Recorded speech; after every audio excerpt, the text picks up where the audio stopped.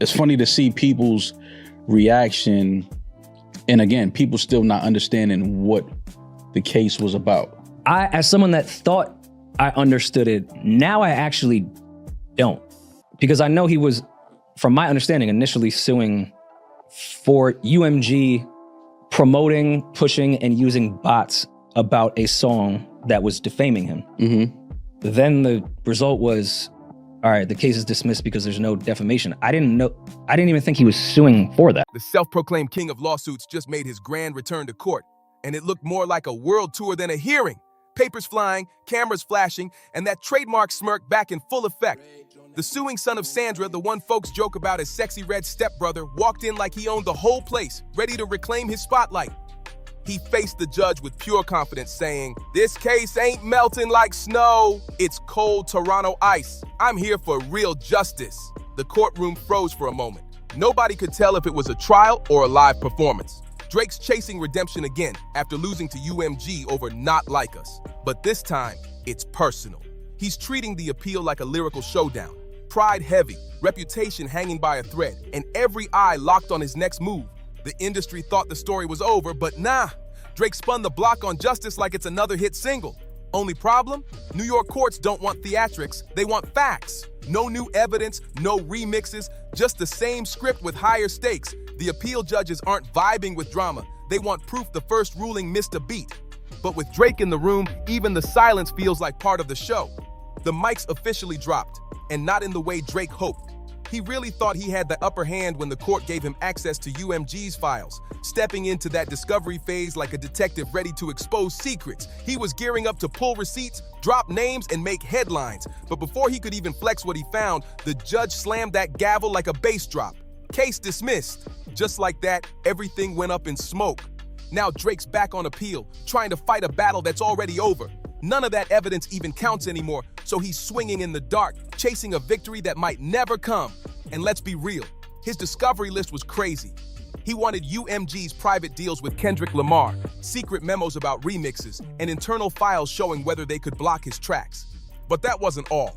Drake wanted to dig into Kendrick's entire come-up. He aimed to uncover every detail, from alleged backstage fights to rumored connections with Dave Free. At that point, it didn't even look like a lawsuit. It looked like an industry-wide manhunt. The courtroom turned into chaos, lawyers scrambling, whispers flying, and Drake standing there like he was about to drop another diss track instead of a legal motion. The line between justice and drama blurred, and that's exactly how he likes it. Things got so wild that UMG's top boss himself, Lucien Grange, had to step in. And when the big man speaks, everyone listens. He told the judge straight up, UMG owns a major piece of Drake's catalog. Why would we ever sabotage our own money? That hit the courtroom like a bombshell. And as for that Not Like Us rollout, Lucien made it crystal clear. That was all Kendrick's camp doing their own moves. No secret label schemes behind the curtain, but now that the appeal's rolling, Drake's stuck in a tight corner. He can't bring in a single new receipt. No hidden docs, no leaked emails, no surprise witnesses, nothing. This so-called comeback's looking less like a grand victory lap and more like a messy rerun with extra drama for the timeline. And here's the twist. If Drake really wants to drop fresh evidence, he can't just sneak it into this appeal. He'd have to file a whole new lawsuit. But instead, he's dusting off the same old case like it's some unreleased OVO track from the vault. He's hyping it up like he's about to expose the industry's biggest secrets. But the judge already shut that show down once. The moment news broke, the internet exploded.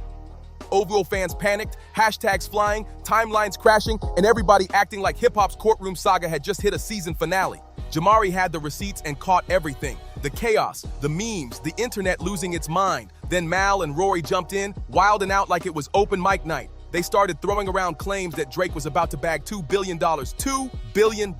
But here's the kicker. They didn't even realize it was a defamation case.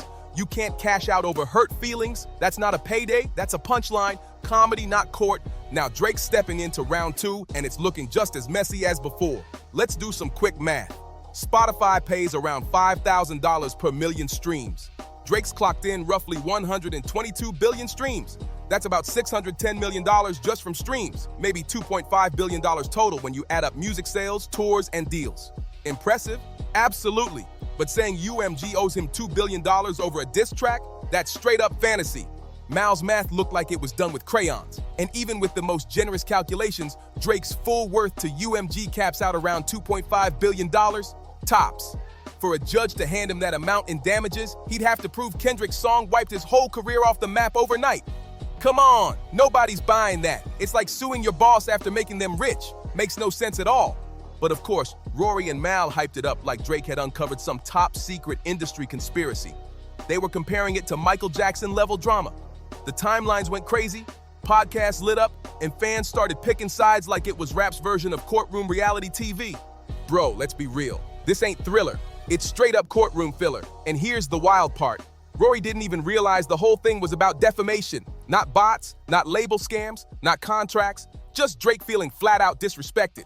It's giving Hurt energy all day. Ego goes legal, and the vibe ain't looking strong. Yeah, Drake filed the appeal, so technically the court's glancing at it again, but there's no new secret plan, no hidden ammo, nothing. Unless a judge wakes up and decides to remix the whole script, this case stays dead in legal limbo. Drake's got no fresh cards to play, no proof to flex, just that same old pride wrapped in paperwork. And Jamari called it perfectly. He saw through the act from jump. Rory's not clueless, but Mal, man, he turned defending Drake into a career. Their whole podcast starting to sound like a Drake PR campaign. Mal's preaching, Rory's nodding, and everyone's wondering, is Drake sliding quiet checks behind the scenes, or are they just riding the wave for clout? Mal keeps swearing up and down that Drake's fighting for justice, not ego. But come on, this whole move screams pride in motion. Drake's burning stacks in court while UMG rolls in with billion-dollar lawyers. The same judge already tossed him once, and now he's back like it's round 2 of the same L. That's not power. That's pride on replay. And the irony? Mal crying that Kendrick went too far with the disses when Drake built his empire on diss tracks. Back to Back was the blueprint.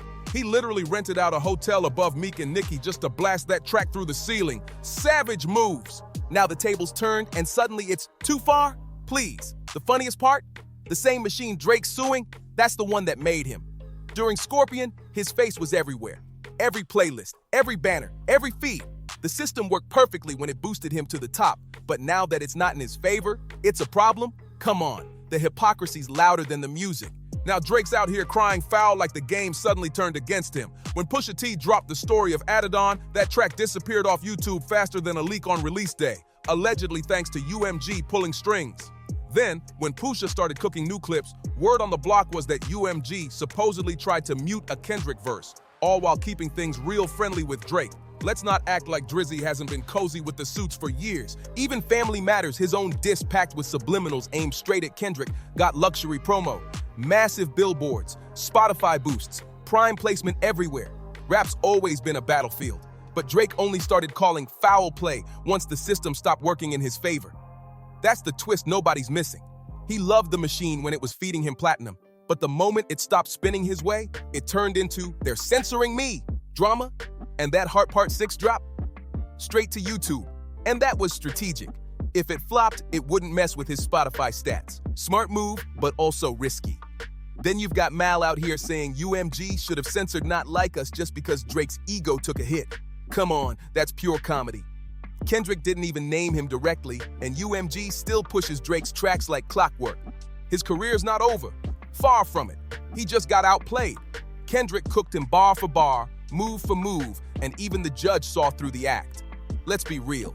If hurt feelings were enough to win lawsuits, we'd have to delete Ether, take over, and hit him up. This whole situation's proof that sometimes the crown slips, even for the king. After the judge tossed Drake's case, the OVO army went full meltdown mode. Timelines on fire, comments blowing up, pure chaos. Fans defending him like it's religion. It's giving cult energy now, and the internet's eating every second of it. A whole year later, and folks are still online spinning fan fiction about Kendrick and Whitney like it's a soap opera dropping every Wednesday at 2 p.m. Like, bro, don't y'all got jobs? Half these fans don't even know anyone in Drake's circle, yet they're acting like his personal security. Are they on payroll or just permanently glued to their screens? It's getting embarrassing. The way they ride for him is actually making Drake look worse.